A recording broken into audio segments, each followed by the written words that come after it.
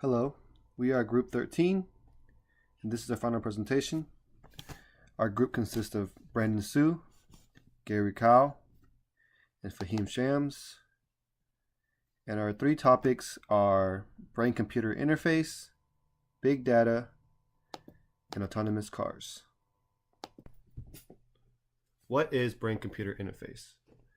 Brain-computer interface consists of two known systems that is currently available. Currently, one of the systems that uses BCI is a implant device that's implanted into the brain, and this can treat disabilities with movement and disorders of mood, behavior, and thoughts. And the way that this works is by acquiring neural signals within the brain or subdural, and it penetrates the electrodes. And there's an algorithm that helps decipher the brain and neural activity, which allows what the brain is thinking, and it acts out through the device for the human. Another system, it doesn't require an implant, but instead you can wear a cap-like device which uses dry electrodes which rely on skin contact to conduct electrical signals. Now these signals help by getting neural signals outside from the brain, and occurs when a human sees something or wants to do something rare or disjointed.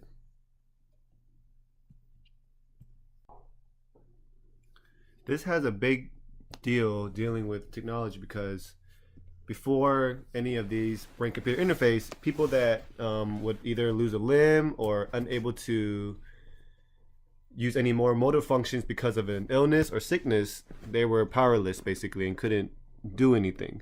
But because of these BCI systems, we give a little bit of that humanity back to humans, so they're able to maybe go back and do the things that they're used to do, or go back to the norm, as we would say.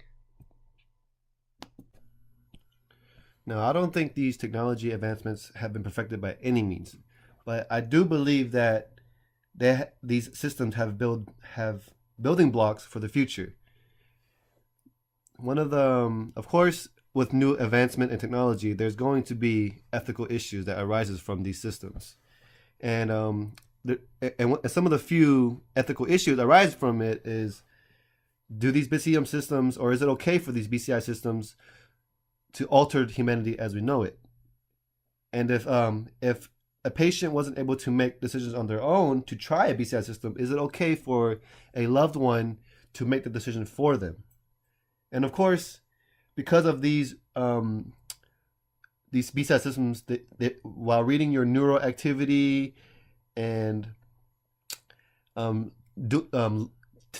keeping data into a system, should these data be kept private? Should they have some kind of security or neural security? Should it be a part of human rights?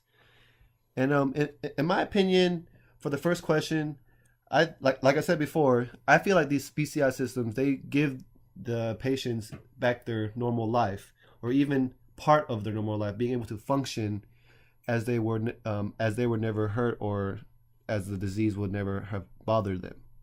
So to me, I think that even though there's altering humanity, I feel like it's a good deed. And for if a loved one should be able to make a decision for them, I think that it should be okay if they have the funds for it, and if they think that the person that they can benefit from the technology. If there's no benefit, then I don't think, if there's no benefit for either side, then there's really no benefit for the system. And with the security issue, I'm kind of iffy on that, because in order to have a human rights, or keeping things private, you have to bring in a third party, which would most likely be the government, and that could be difficult to do. That is what I have on brain-computer interface. Thank you very much. What is big data? Big data is essentially, it's used by every company today, and it is the collecting and storing of information, whether that be from a customer or their product, who uses it, and so on. And the reason companies like using big data is because it shows who's using their product and why they're using their product. There are a lot of problems with big data. The companies that are collecting this data could misuse it, sell it, or even give it away. They could use it for personal gain instead of for their customers' gain. A great example of this is Facebook. They're under fire with how they're using their customers' data. I know back in a while ago when Facebook was first coming out, there was a interview with Mark Zuckerberg about how someone asked him a question about how they're going to use what they're using the data for, and he says that it's private. They don't want to use it. They don't even really want to store it. And you look to now, and people want to delete Facebook for how they're using their data. There are a lot of benefits for big data. If companies handle this data correctly, it can change the way they do business. It can cut down cost, make their products more efficient, and ultimately could be used for the better of the customers. But it all comes down to the intentions of the company. If these companies want to misuse it or use it for personal gain, it's terrible. And this is the reason why a lot of companies are under fire for, you know, storing this data and using it for their own gain instead of keeping it private or for the customers. On the other hand, if the company actually wants to do good with it, it could be beneficial to both the consumer and the people that are storing the data. Hi, my name is Fahim and I'll be talking about autonomous vehicles and its future. So, what is an autonomous vehicle? Autonomous vehicle is a vehicle that gets from one point to another point without human interaction. In an autonomous vehicle, there are implanted a number of well-placed sensors that detect different things such as other vehicles, people, traffic lights, and movement of other vehicles. A lot of discussion and ethical thought about self-driving cars have focused on tragic dilemmas, like hypotheticals in which a car has to decide whether to run over a group of schoolchildren or plunge off a cliff, killing its own occupants. As self-driving technology creeps into vehicles, the debate over how they should behave in situations they cannot anticipate is sharpening. According to the ethical dilemma, who should the car save first clears a point that the accidents cannot be eliminated entirely. Therefore, if this technology is really going to serve society, then these kinds of issues have to be So, resolved and when an resolved accident is relatively soon. unavoidable, and if a person is driving a car, it would be an instinctual panicked move with no forethought or malice. But if a programmer were to instruct the car to make the same move, given conditions it may sense in the future, well, that looks more like premeditated homicide. Now, to be fair, self-driving cars are predicted to dramatically reduce traffic accidents and fatalities by removing human error from driving equation.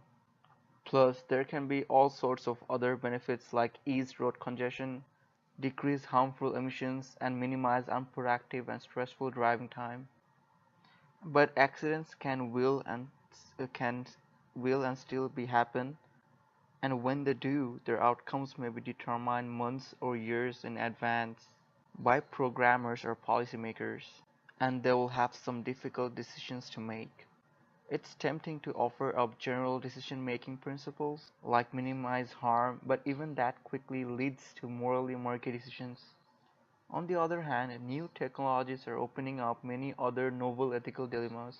For instance, if you had to choose between a car that would always save as many lives as possible in an accident, or one that would save the driver at any cost, what happens if the car starts analyzing and factorizing in the passengers of the cars and the particulars of their lives?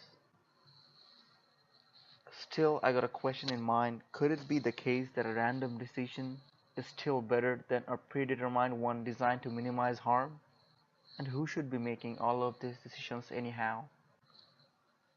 Programmers, companies, or government?